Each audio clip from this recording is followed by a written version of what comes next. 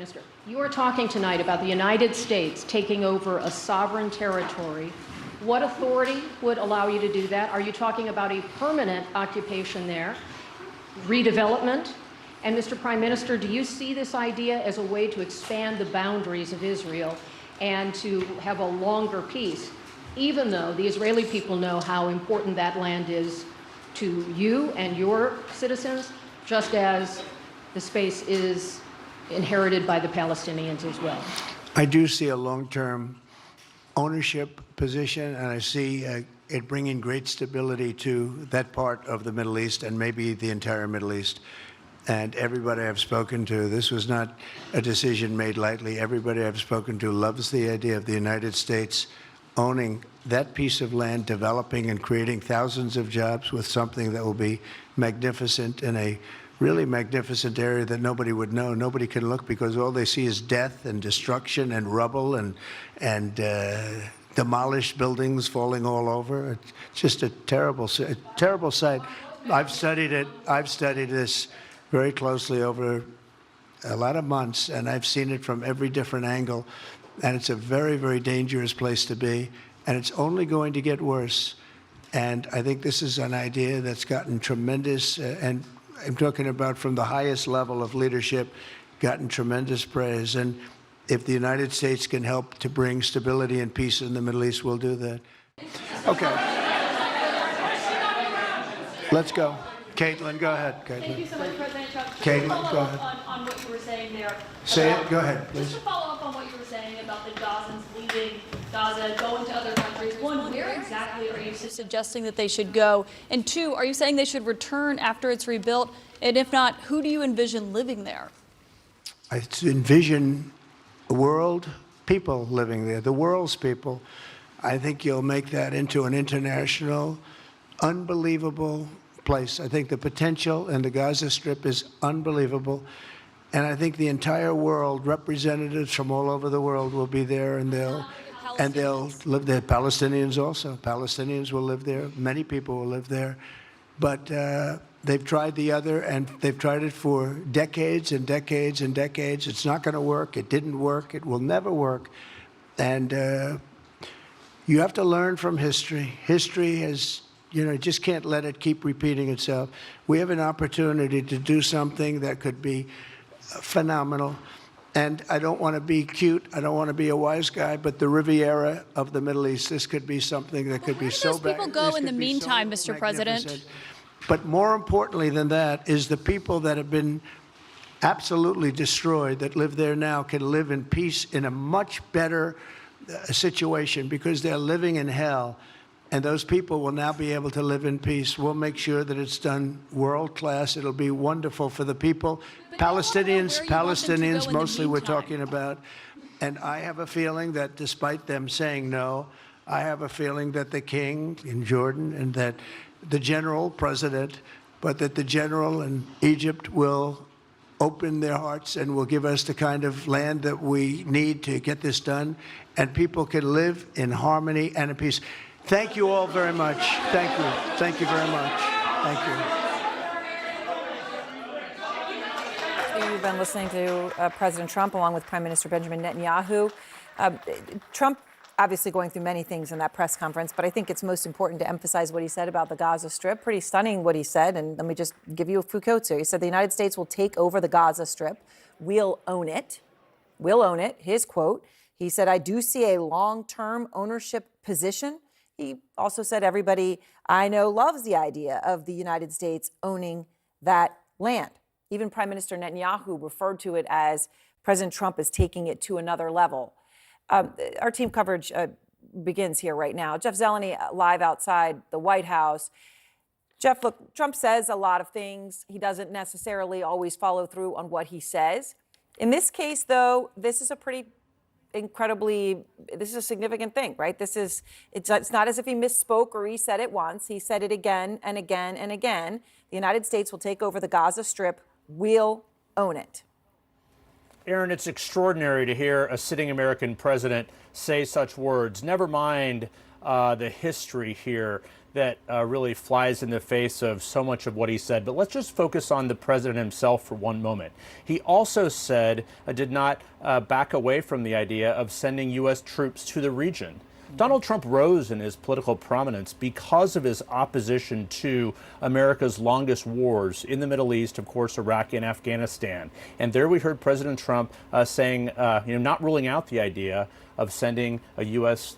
Troops to the region. So that, of course, is one issue. But the whole idea of the U.S. owning that, and he was asked there, under what authority would that happen, answering everyone loves the idea. Yep. And, of course, our own Caitlin Collins asking the question there, what happens sort of when it's rebuilt, and envisioning this as a Riviera.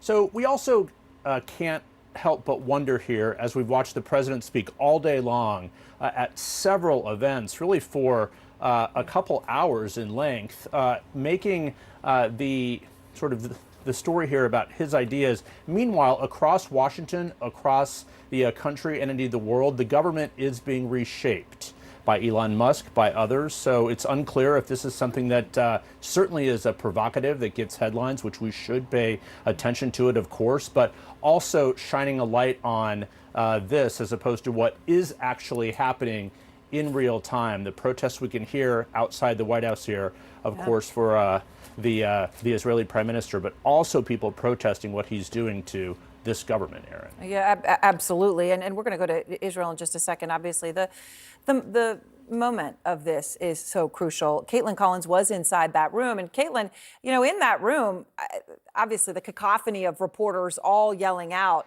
Nonetheless, the news stunning, and the president did not directly answer the crucial question you asked about where the Palestinians who consider the Gaza Strip home would go.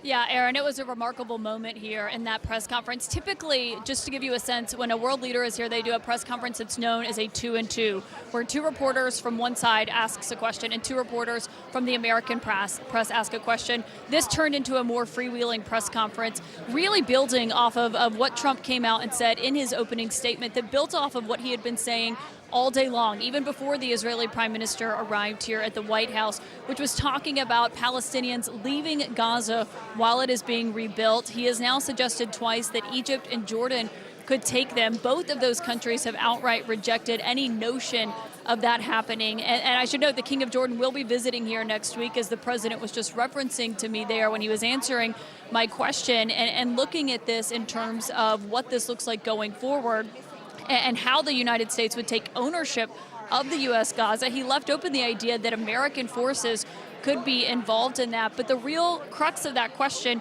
is where the Palestinians are supposed to go. There are over 1 million people living in that enclave. And while the president is talking about what it looks like now and how destroyed it has been since this war started 16 months ago, that is the question here, because obviously this is an area that is rife with tension and incredibly sensitive. And what that could look like is a massive question here of what could happen next. And so the president there unable to say where he thinks the Palestinians should go after this, where they would go while Gaza is being rebuilt. He said that they could potentially return to Gaza after that happened. That was the first time that he had suggested that all day long. And obviously is a key question. It is their homeland. It is where the Palestinians live right now. And so the question not just of who is in charge of the Gaza Strip after it would be rebuilt, but clearly you heard the president there essentially viewing this through a real estate lens, saying it could be the Riviera of the Middle East, as he was articulating what this could look like in terms of who lives there and who is in control of it. That has created a ton of questions. What does this mean for the future of the ceasefire tonight, Aaron? I think that hangs in the balance, because there was already a question when the prime minister was arriving here of how that second phase would be carried out and what exactly that would look like. Now, the question is whether or not Hamas still abides by this ceasefire, as they are hearing the American president say that the U.S. is going to take over the land in which Hamas lives now, and of course, many of these Palestinian civilians who have been fleeing this war and already displaced from their homes. And now the U.S. president is suggesting that they could permanently relocate from Gaza. A major question is to where. We'll see what the King of Jordan has to say about that when he's here at the White House next week. That obviously is a country that has already taken in a lot of refugees. Yeah. Major questions left unanswered here, and a very explosive press conference, Aaron. All right, Caitlin, thank you very much. Of course, Caitlin was in that room. Jim Sciutto and is with me from Washington, of course, has spent so much time on the ground in Israel. Jeremy Diamond is there in Tel Aviv tonight. Jeremy, can I just ask you, you hear the President of the United States say, we're going to take over that piece of land. The U.S. will take over the Gaza Strip. We'll own it. I see a long-term ownership position for the United States of America. Everybody I know loves the idea.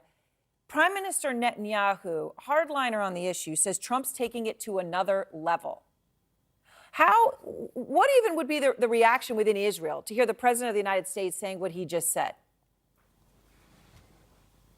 Well, first of all, I think, Aaron, we need to be really clear about what we just heard from the President of the United States. He is suggesting the forcible permanent displacement of about 2 million people from a place that they call home. He is talking about relocating Palestinians out of Gaza forcibly. He is talking about potentially using U.S. troops to do so, which would involve putting U.S. troops in combat to rout the Hamas militants who surely would not leave willingly, and also to remove Palestinian civilians who also will not leave their homes willingly. And so that obviously has enormous implications for what the president is suggesting here.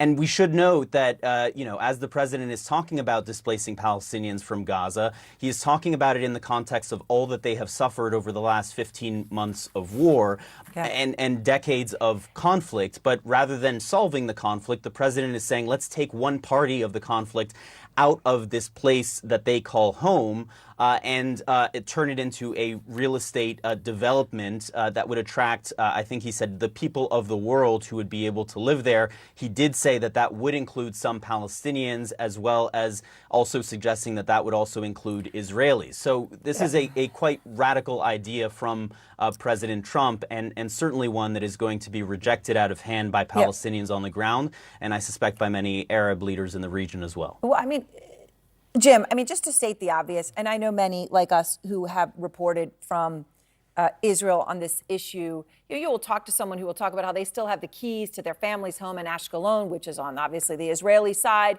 who are Palestinians. Like, to imagine the people who live in Gaza are just going to happily, merrily go live in some kind of a permanent refugee camp like Syrians have been living in Syria is obviously absurd. But what President Trump just said there is the only reason to go back is if they have nowhere else to go. Jim, of course, that's not the reason they want to go back. They want to go back because it's home. So then what does all this actually mean? Does this all just become a whole lot of hot air or not? Well, listen, apply that principle to any other war or conflict that involves two people fighting over a piece of land.